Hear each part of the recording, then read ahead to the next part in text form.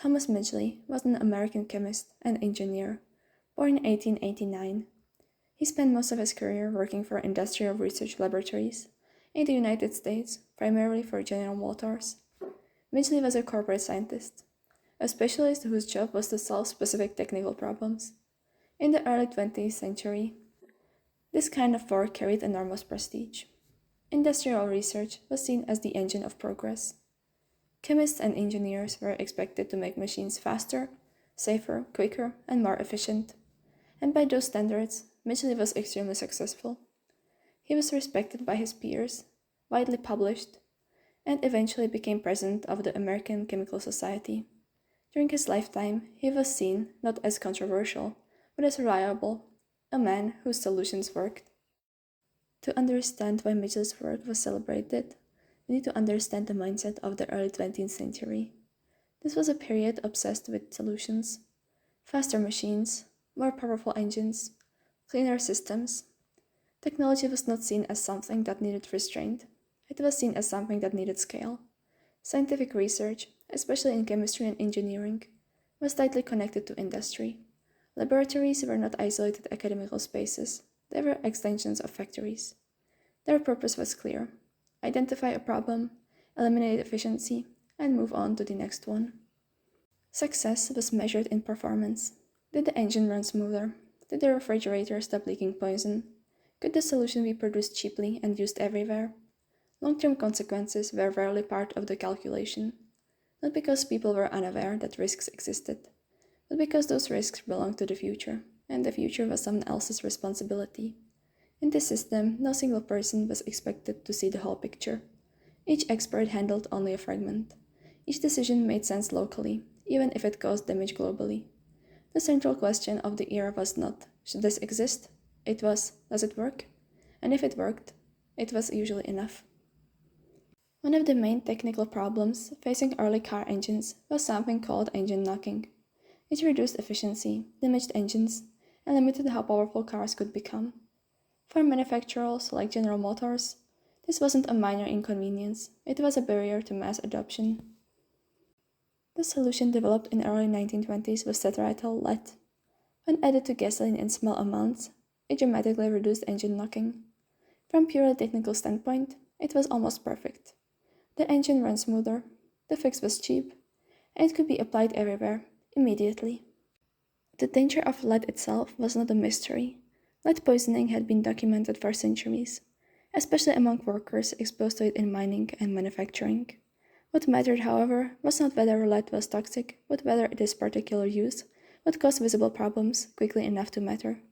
To reassure the public, proponents of leaded gasoline staged demonstrations. Most famously, Thomas Midgley publicly washed his hands in leaded fuel and inhaled its vapors, presenting it as safe for everyday use. At the same time, factory workers producing it began suffering from severe health problems, including hallucinations and deaths. These incidents were treated as individual accidents, unfortunate but localized, rather than warnings about the product itself. From the perspective of industry, the calculation was simple. The fuel worked, the benefits were immediate, and the costs, when they appeared, were distant, statistical, and easy to disconnect from the original decision. Leaded gasoline did exactly what it was designed to do. By the early 1930s, the logic that had shaped automotive engineering was spreading into other areas of everyday life. The car was no longer the only symbol of modernity.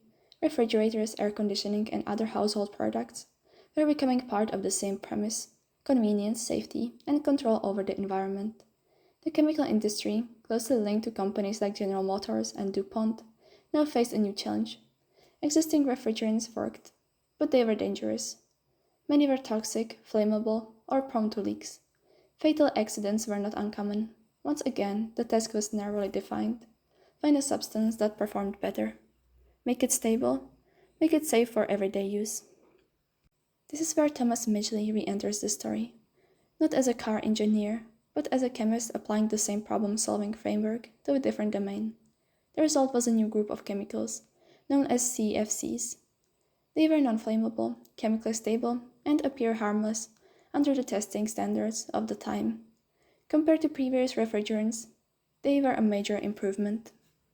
As with leaded gasoline, their success was measured by immediate criteria.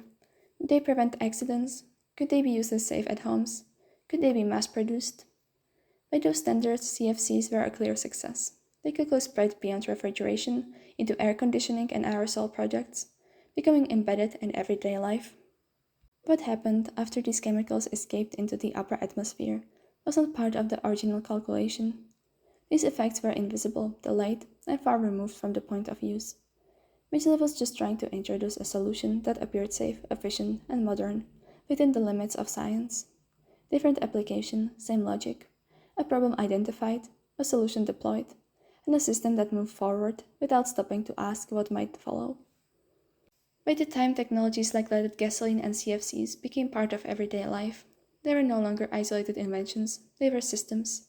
Once a solution scaled, once it entered factories, homes, and infrastructure, no single person remained in control of its consequences. The same organizational logic repeated itself across industries. Chemists optimized chemical stability, engineers focused on performance, managers prioritized production and distribution, regulators, where they existed, addressed only immediate and visible risks. Each group operated within a narrow professional frame. Each step followed existing initiatives. And before the system rewarded efficiency, no one was encouraged to slow down and ask broader questions. Responsibility did not disappear. It fragmented. Harm, when it emerged, did not point back to a single decision or individual. It appeared gradually, distributed across time, geography, and populations. By then, the original choices had already hardened into infrastructure and routine. In such systems, accountability becomes difficult, not because people refuse it, but because there is no clear place to assign it. This is what makes the 20th century technological harm distinct. It is not driven by malice or secrecy, but by normalization. Once a solution works, it becomes ordinary. Once it becomes ordinary, it becomes invisible. In the later years of his life, Thomas Midgley became seriously ill. His mobility declined, and everyday movement became difficult. As an engineer, he responded in a way he always had, by designing a solution. He built a mechanical system of ropes and pulleys, meant to help him get in and out of bed without assistance. It was practical, improvised, and entirely in line with his approach to problems. In 1944, he became entangled in the device and died by accidental strangulation. This is not a story about irony or punishment. There was no moral lesson embedded in the event itself. But it does function as a quiet symbol. A man whose career was built on solving technical problems relied, at the end of his life, on a machine of his own making. That worked, until it didn't. The story of Thomas Midgley does not end with his death. Its significance lies elsewhere, in the pattern it exposes. Throughout the 20th century, technological harm rarely came from a single decision or single intention. It emerged from a system designed to solve problems efficiently, repeatedly, and at scale. Midgley's work followed the dominant logic of his time. Each solution addressed an immediate concern, each was tested, and each was adopted because it worked better than what came before. The damage did not appear at the point of invention. It appeared later, spread across decades, ecosystems, and populations. By the time those effects became visible, the original solution had already become ordinary part of daily life. This is what makes 20th century technological harm difficult to confront. There is no clear moment of failure, no dramatic turning point, no individual decision that can be easily condemned or undone. The harm accumulates quietly, through success rather than collapse, not because no one cared, but because the system was never designed to ask broader questions. Thomas Midgley is often treated as an outlier, a rare case, where the work of one person appears to echo across an entire century. But that framing is misleading.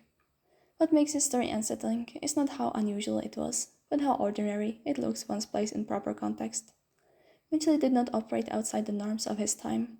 He embodied them. He worked inside institutions that valued efficiency, reliability, and technical success above all else. The problems he addressed were real, immediate, and clearly defined. The solutions he produced were measured, tested, and widely spread. The consequences, by contrast, unfolded slowly. They appeared only after those solutions had been normalized, embedded into infrastructure, and woven into everyday life. By then, they were no longer experienced as choices, but as conditions. This is a recurring feature of modern technological systems. Harm does not arrive as a single event. It accumulates through repetition, scale, and duration. It grows precisely because each individual decision appears reasonable at the moment it is made. What this perspective invites is not moral condemnation but caution, not suspicion of science but attention to how scientific authority is exercised. The question then is not if future innovations will have consequences. They will. The question is if we continue to evaluate technologies only at the point when they work, or if we develop ways of thinking that extend beyond immediate success, beyond narrow metrics, and beyond the present moment. How much of what we now accept as safe and ordinary is being judged by the same standards that once made leaded gasoline and CFCs seem unremarkable, and how many of their effects remain outside the frame, not because they are unknowable, but because they belong to the future we have not yet learned how to imagine, let alone take responsibility for.